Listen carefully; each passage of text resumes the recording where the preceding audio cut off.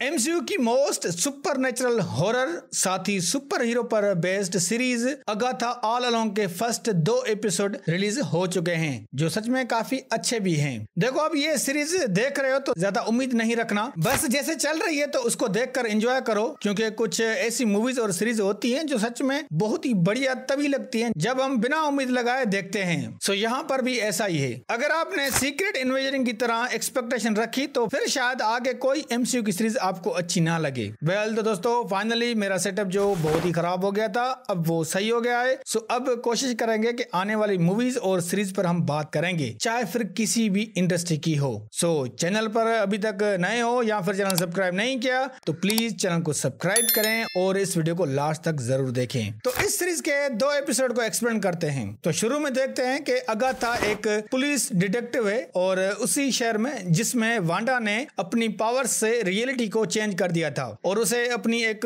नई दुनिया बना ली, और वो शहर होता है वेस्ट व्यू। फिर अगाथा को एक जंगल में वुमेन की लाश मिलती है और फिर ये केस उसे ही दिया जाता है, और अगाथा को फिर एक पुरानी कोई जानने वाली FBI एजेंट रायो वाइडल मिलती है जो एक विच है, और फिर एक टीन नाम का लड़का अगाथा को वांडा के स्पेल से आजाद करवाता है और फिर वो अपनी हकीकत जान लेती है, और फिर उसे पता चलता है कि वो 3 सालों से वांडा के स्पेल में कैद थी। मतलब कि एक इल्यूजन जो क्रिएट किया था वांडा ने वो उसी में थी 3 सालों तक। वेल तो फिर वही FBI एजेंट रायो आती है अगाथा को मारने। फिर वो उसे नहीं मारती क्योंकि अगाथा के पास पावर नहीं थी, तो रायो को ये अच्छा नहीं लगता और वो चली जाती है। पर जाते जाते वो उसे बताती है कि तुम्हें सलेमंस 7 मारने आ रही हैं जो शाम तक तुम्हारे घर पहुंच जाएंगी, जिससे अगाथा डर जाती है। फिर टीन लड़के से भी अगाथा मिलजुल जाती है क्योंकि टीन भी यही चाहता है कि वो अगाथा से मिल जाए। यहाँ पर अगाथा बहुत ही कोशिश करती है कि टीन लड़के को जानने की, मगर जब भी वो टीन लड़का अपने बारे में अगाथा को बताता तो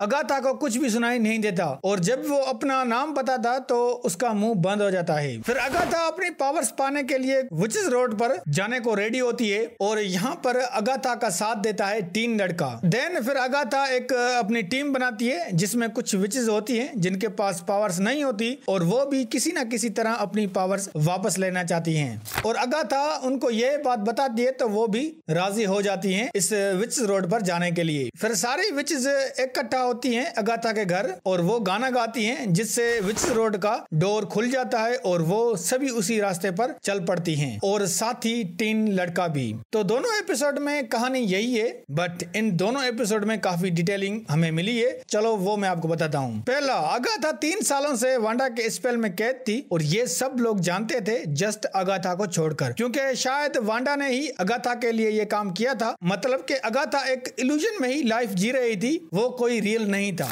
अगाथा को डार्क होल्ड से पावर मिलती थी, मगर वांडा ने जाते जाते वो डार्क होल्ड को डिस्ट्रॉय कर दिया, जिससे अगाथा की सारी पावर्स चली गई, और यही वजह है कि अभी अगाथा की कोई पावर काम नहीं कर रही है, बट वो अभी भी विच है जिससे वो अपनी पावर्स वापस ले सकती है।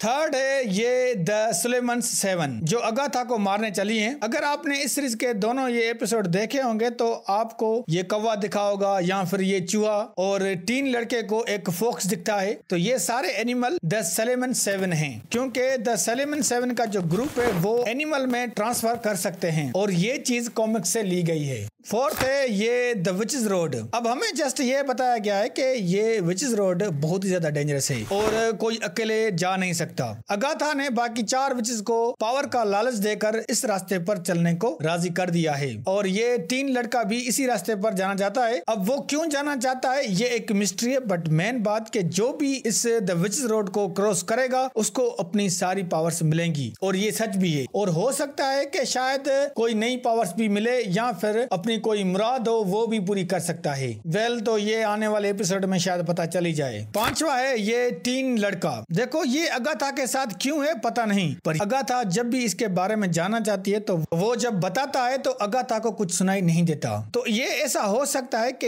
ये रायो ने ही अगाथा के पास इसको भेजा हो, क्योंकि कहा जा रहा है कि रायो और अगाथा का कोई पुराना रिश्ता रहा है, और वो इसको इसलिए अगाथा के पीछे लगाती है कि अगाथा को इस इल्यूजन से निकाल सके, और ये ऐसा होता भी है। वैसे अगर ये रायो खुद करती तो शायद द सुलेमंस 7 रायो को मार दें। यही वजह है कि रायो ने इस लड़के का सहारा लिया है। पर मुझे ये टीन लड़का बेली कैप्लन जैसा लग रहा है, जो करंट टाइम में वाइकिन नाम से फेमस है और इसको वांडा ने क्रिएट किया था लॉस्ट सोल से, जिसके बाद मेफिस्टो ने क्लेम किया कि ये लॉस्ट सोल मेरा है। तो हो सकता है कि आगे इस सीरीज में मेफिस्टो का कोई हिंट मिले। वैसे इस सीरीज में एक और हिंट मिला है मेफिस्टो का। अब ये आप नाम देख सकते हो, ये निकोलस सेरेटेज, ये अगाथा का बेटा है। कॉमिक्स में ये अगाथा का इविल बेटा होता है और ये द न्यू सेलेमन 7 का लीडर भी रहा है और इसने पावर्स के लिए मेफिस्टो और डोरमामू के साथ डील भी की थी। तो अगर ये नाम यहाँ है तो भाई समझ लो कि इस सीरीज में कोई बड़ा डार्क विलन दिखने के चांसेस ज्यादा हैं, जिसमें एक डोरमामू भी हो सकता है और मेफिस्टो भी हो सकता है। तो जब तक वांडा जिंदा रहती है ये अगाथा उसी इल्यूजन में कैद रहती है और वांडा की यहाँ पर बॉडी साफ जाहिर है, तो इसका मतलब है कि वांडा अब एमसीयू में नहीं है, या ये कहें कि स्कारलेट विच नहीं है। वांडा की बॉडी से कुछ नहीं मिलता,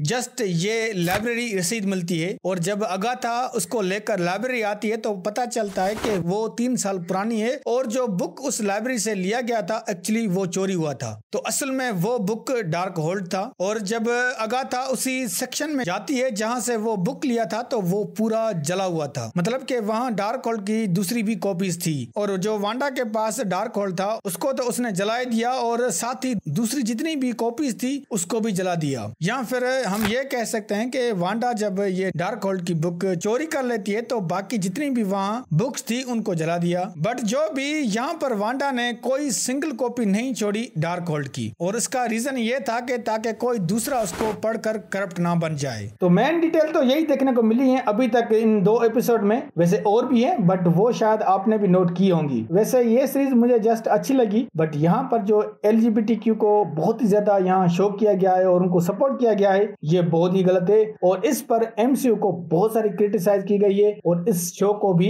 नेगेटिव रिव्यूज मिले हैं, क्योंकि MCU की ऐसी ऑडियंस नहीं है, ज्यादातर बच्चे ही हैं। तो अभी तक के लिए यही है और अगर आपने अभी तक चैनल सब्सक्राइब नहीं किया तो प्लीज चैनल को सब्सक्राइब कर दें।